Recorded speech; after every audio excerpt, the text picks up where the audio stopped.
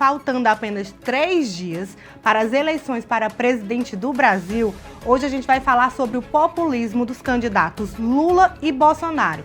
E para falar sobre o assunto, eu convidei o cientista político, pós-doutor em ciência política pelo Ibero Instituto Berlim, na Alemanha, possui doutorado em ciência política e sociologia pelo Instituto Universitário de Pesquisas do Rio de Janeiro e mestrado pela mesma instituição. É professor associado da UESP, da Universidade Federal do Piauí, coordenador do Núcleo de Estudos Políticos Eleitoral, NEP, pesquisador do programa de mestrado em Direito e professor da graduação em Ciência Política da UFP, professor Kleber de Deus. Tudo bom, professor? Tudo bem, Bruna? Boa tarde a você e aos ouvintes da IP Play. Prazer enorme estar conversando com vocês em data tão importante, não só para o Brasil, mas também, eu diria, para o continente latino-americano. Oi, professor. Eu agradeço aqui a sua participação no nosso especial Eleições 2022. O senhor que já é um professor renomado de política, vi aqui seu currículo, fiquei... Eita, que o professor aqui tem muita coisa, viu, professor? Eu já tenho 30 anos de análise, Bruna. Em 23 farei 30 anos que eu faço esse trabalho. Então, 30 anos? 30 anos. Então eu já tenho alguma experiência.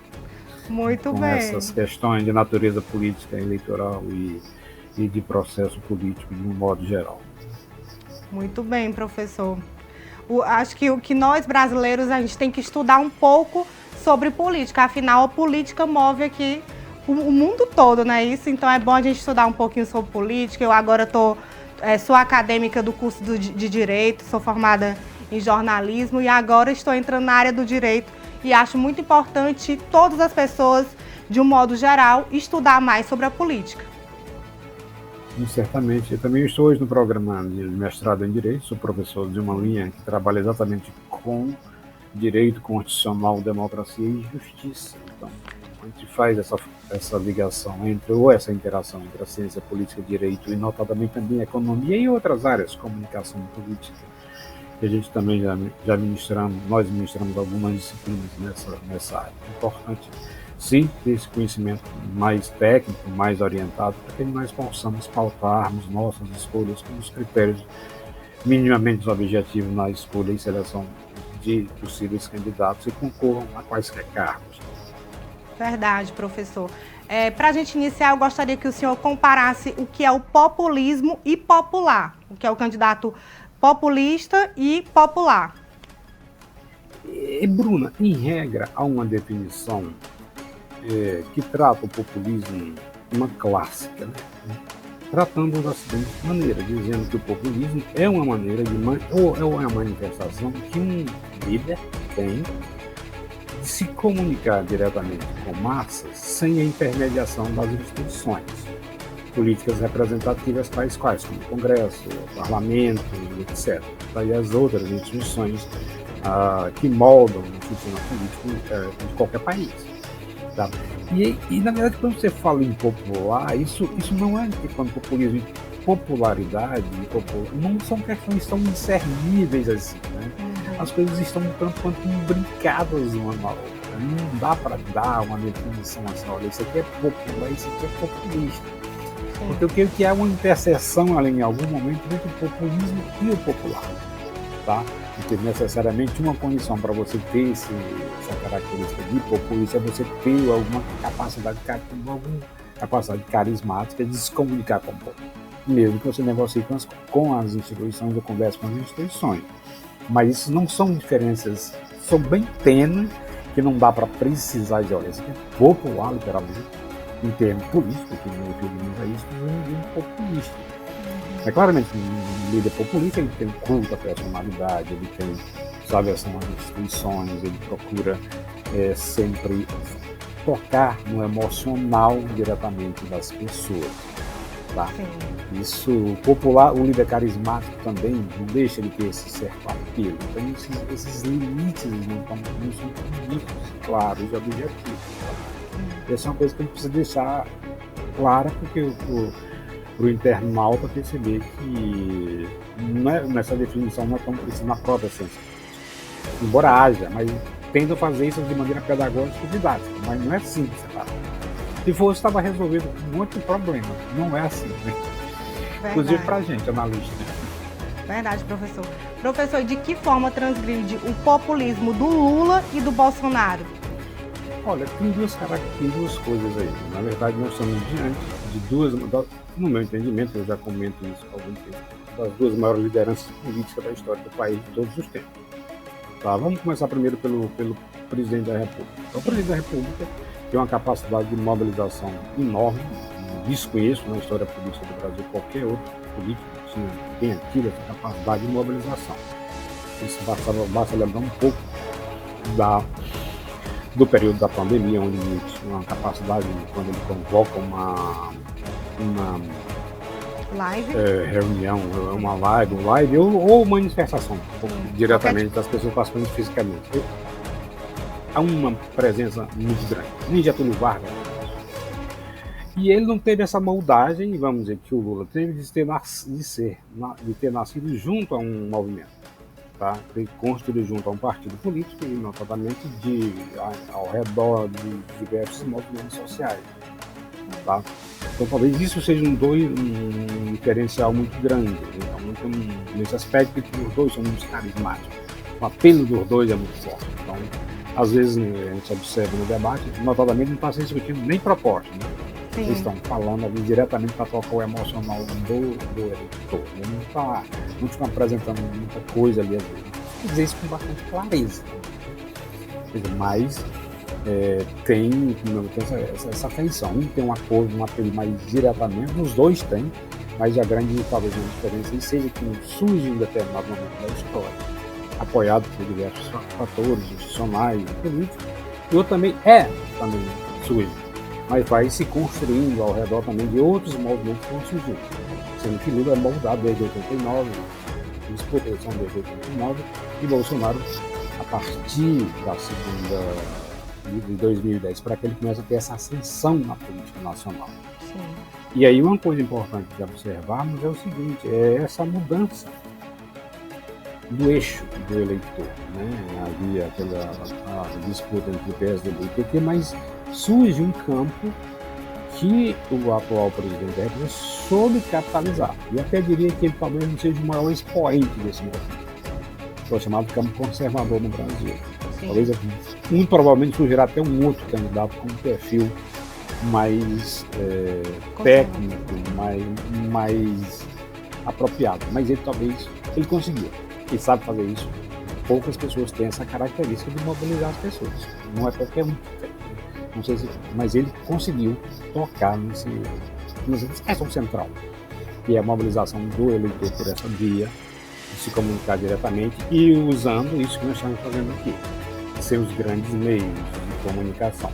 Sei lá, redes sociais, ele usar isso de maneira única também. Nem Obama conseguiu fazer isso, tá?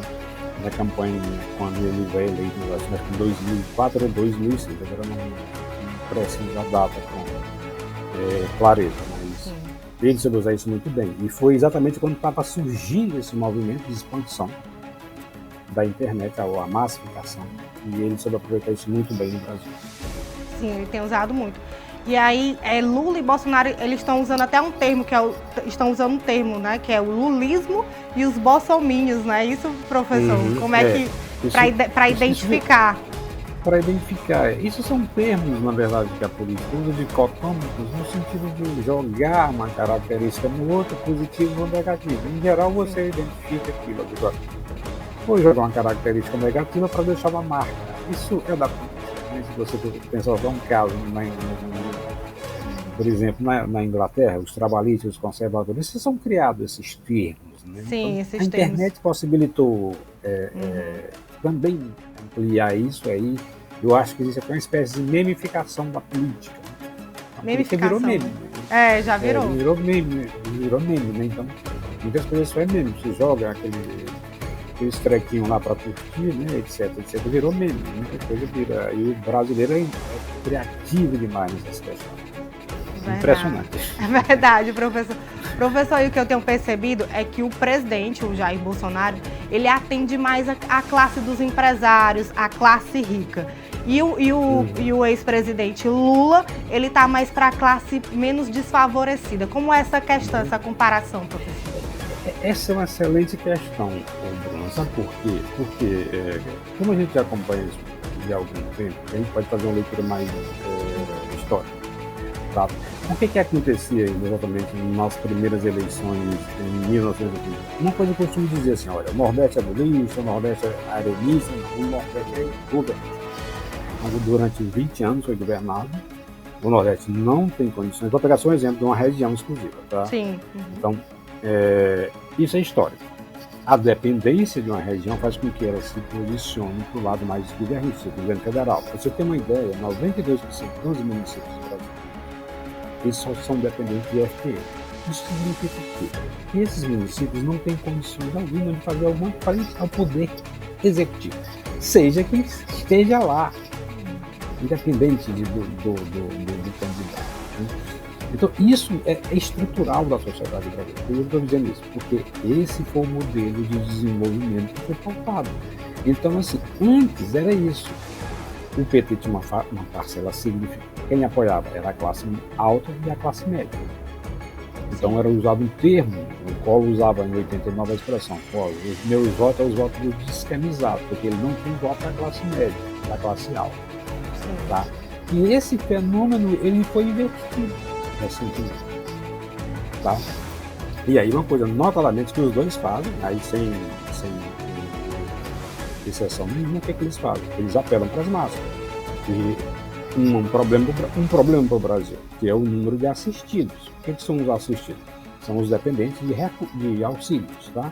Essa política foi sendo moldada em todos os governos, notadamente a partir de Fernando Henrique, Bolsa Escola, Bolsa Família, Auxílio Brasil, e esse recurso vai aumentando. Então isso passa a ter uma identificação. Tá? Então a marca fica para um candidato, e isso leva um tempo para ser desfeito, não é de um dia para o outro.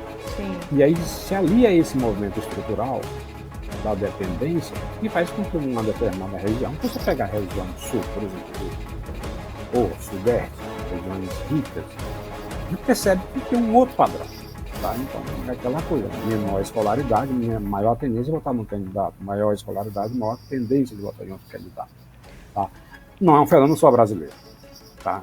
Isso é um fenômeno de proporção que a gente olha na América Latina e olha no mundo em geral. Mas essa é uma tendência do mundo. Então, quanto mais dependente a região de recursos federais, pegávamos, por exemplo, aleatoriamente o exemplo do nosso caso, 50% dos recursos do nosso estado são provenientes do governo federal. Não tem como ser contra. Não tem como. Aí se você agrega Teresina, tira Teresina, acaba o estado. Então, essas são questões de natureza estrutural e econômica que afetam. E aí isso tem, claro, um passado do modelo de desenvolvimento, de modernização e de urbanização que foi implantado no país. Pegando esse gancho aí da região, professor, eu percebi que depois que o presidente Jair Bolsonaro teve uma rejeição muito grande aqui no Nordeste, ele intensificou o trabalho dele aqui no Nordeste. E logo em seguida também, lá em Minas, se eu não me engano, é o maior estado, acho que de votação, é lá em Minas Gerais, e o Bolsonaro está lá, uma briga entre ele e Lula para pegar esses votos, sendo que o Bolsonaro já tem um apoio lá do governador, que ele conseguiu eleger também. O governador Zema. Também que ele conseguiu eleger. Essa é outra questão que vai fazer diferença nessa eleição. Sim. São Paulo, Rio e Minas são os 3 maiores colégios eleitorais do país. Implica que se um candidato tiver vantagem expressiva nesses 3 estados, e o Rio Grande do Sul, os 4 maiores, dificilmente ele perde a eleição. Tá? Porque se tiver uma diferença muito grande, ele consegue, por exemplo, em São Paulo, já 15, 10, 12%, Rio, Minas é um estado muito, pois é, a briga lá tá grande. Aí tá grande, então lá pode decidir literalmente a eleição. Então a gente tem que aguardar. A questão não está nada fácil no momento para fazer uma previsão aí do que vai acontecer daqui a exatos 3 dias. Então, apenas estamos dizendo que os ânimos estão muito acirrados, e às vezes eu vejo que nós podemos ter consequências imprevisíveis a depender do que irá acontecer. Isso a gente fica às vezes temeroso dessas questões, mas a gente tem que colocar. Verdade, professor. Uma outra questão que eu observo é que o ex-presidente Lula, ele é um político de diálogo. Já o Jair Bolsonaro é um de pulso firme, é ele que diz ali, não liga muito para a opinião dos outros. Como é que o senhor pode avaliar essa relação dos dois? Um político de diálogo e o outro de mais pulso firme, que ele que tem ali o seu direcionamento, sem muito diálogo. Isso são estilos bem diferentes. Sim. Né? Cada um tem um estilo de lidar com a questão, ou com as questões, por exemplo, nesse tipo de relacionamento com o Congresso. Né? Uhum. Então, independentemente de quem seja, vai ter que ter agora uma capacidade dialógica muito grande, em razão da configuração que o Congresso assume agora. Já com eleito, vai assumir a configuração, isso vai exigir uma capacidade de articulação e negociação muito grande. Né? Mas isso são estilos, a gente que eleitores que gostam, tanto que o Brasil está aí rachado literalmente, né? No meio aí, quem ganhar vai ganhar pouco. Vai ser uma eleição mais difícil, eu acho. Muito difícil, né? Muito difícil. E outra coisa que as pessoas estão esquecendo: quem ganhar a eleição ou perder vai sair muito fortalecido como populista. Muito. Tá? A diferença vai ser muito pequena e as pessoas estão esquecendo isso. Não sei porquê, mas estão esquecendo desse ponto. Então, essa questão do diálogo, isso também depende muito de conjuntura. Né? Se a conjuntura é muito favorável, você tem que olhar. Às vezes você pode impor determinadas decisões sem maiores barganhas no sentido técnico, de ceder em projetos, em alternativas e apresentar outras. Mas isso é só o desenrolar da política que vai dizer literalmente como é que nós vamos ver o comportamento desses atores. Até porque se você olha para o plano de governo, é outra coisa que a gente analisa, mas olha, no limite é bom nem olhar, porque aí a gente vê que o eleitor não pauta muito a escolha, o que está lá é mais por forma, para quem quer que seja. É triste, mas é verdade. No plano de governo no Brasil, eles são pro forma. Entendi, professor. Professor, para finalizar aqui a nossa conversa, eu gostaria de saber a sua análise final aí, o que o senhor acha dessas eleições aí, quem é que pode ser o nosso próximo presidente ou continuar sendo presidente do Brasil? Bruna, essa é uma questão difícil, porque se a gente faz uma previsão dessa arriscada, a gente se complica, né? Se complica, né, professor? Mas se complica, né? Porque eu vou dizer assim, né? Eu lembro sempre uma frase do Tancredo Neves que dizia: chegou, contratou um marqueteiro para fazer a campanha, aí chegou lá, o marqueteiro prepara tudo. E aí o Tancredo Neves: mas cadê os eleitores? De bom, se eu tivesse voto, o candidato seria eu. Eu fiz a minha parte. Esse é um ponto, né? Então, o primeiro resultado é muito definido. Então, vai acontecer, tem acontecido. Todo dia acontece um fato novo, você percebe, e aí vamos ver como é que isso vai ser processado, apressado, ou até domingo, dia da eleição, porque tem uma parcela ainda dos indecisos ainda. Isso. Não dá para dizer só, isso aqui vai para um lado, isso aqui vai para outro. Acho que seria chute, aí não dá para fazer isso em análise técnica, aí é a opinião. A opinião aí não dá para dar, é a minha, a sua, de qualquer um, aí não vale, né? Mas tecnicamente não dá para dizer isso. A gente só não é fácil. A gente só pode destacar, né, professor, que essa eleição está muito acirrada e muito difícil, porque eu tenho percebido nas redes sociais o pessoal comentando, até brincando, chega dia 2 de novembro e não chega dia 30, o dia de votar, tá todo mundo... Tá todo mundo ansioso, né? Não é isso, professor? Tá todo mundo ansioso pro dia. Literalmente isso, para você ver como as questões não estão fáceis. Não, literalmente não está fácil. Não tá, não. Então só temos que aguardar. Verdade. Eu não faria nenhuma previsão arriscada para dizer, olha, isso aqui tem mais chances de ter menos chances. Porque se você olha para as pesquisas, umas dão mais ou menos, outras dão outras, etc. Aí você diz, bom, e como as pesquisas têm errado muito, é melhor não levá-las em consideração neste momento. É melhor aguardar o resultado. Aguardar o resultado do dia das eleições, dia 30. Vai ser um dia longo para todos os brasileiros que vão estar ali esperando a apuração dos votos. Dos votos, com certeza. Não é isso, professor? Professor, por último, eu gostaria que o senhor reforçasse a importância do voto, do nosso voto aí nessas eleições. Sim, isso vai ser fundamental. Na verdade, assim, talvez as eleições, desde a redemocratização desde 85 ou de 88, que é o marco da promulgação da Constituição, é mais importante. Porque ela vai redefinir a geopolítica do continente, do mundo. O Brasil não tem essa importância do continente. E, claro, os nossos destinos. Então, não deixar de comparecer, analisar minimamente, se tiver o tempo ou a curiosidade, e votar. Tá? Quando a gente anda terminando, se sofrer com aquele ato, é uma consequência que a gente arca, independentemente de ser pensado e impensado a decisão. Quero agradecer aqui a presença do professor Kleber de Deus, que falou aqui muito aqui sobre essas eleições de 2022, fez as comparações aí sobre o populismo do candidato Lula e do candidato Jair Bolsonaro.